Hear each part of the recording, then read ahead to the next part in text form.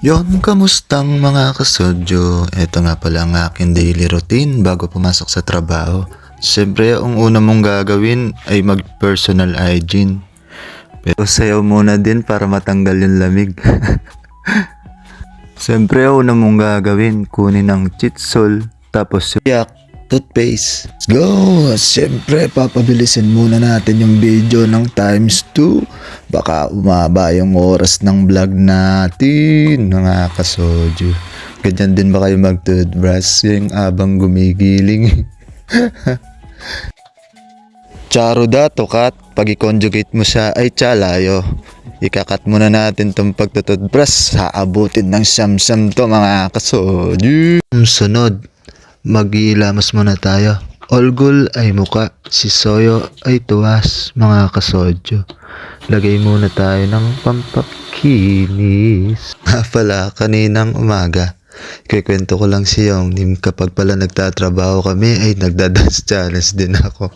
Kaya napapadance challenge din siya. Kaya enjoy na enjoy kami sa trabaho, mga kasodyo. Yun yung sikreto mo para sumaya ka araw-araw. I-enjoy mo lang palagi yung ginagawa mo. Yung happiness is a mood. Positivity is the mindset. Mga kasodyo, lagi nyo lang tatandaan para laging maging masaya. Na nga mga kasodyo, tapos na tayo mag-ilamos at mag-toothbrush.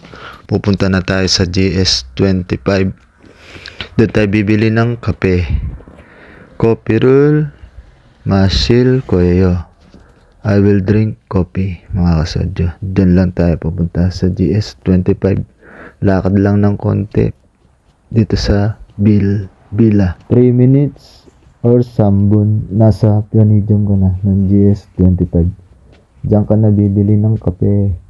Dun sa Bendo Machine. Ayan, pipili ka lang dyan. Na, ako lagi kong binibili ay mocha latte. Tapos mo nga bumili ay kailangan mo pang itong timplahin, mga kasodyo. Pagkatapos ko ng magkape, 7:30 ay maliligo na. Tapos hintay ng service ng 8:20, mga kasodyo. Tapos magbabiyahe mga 10 minutes siguro. Makarating kami ay 8:30.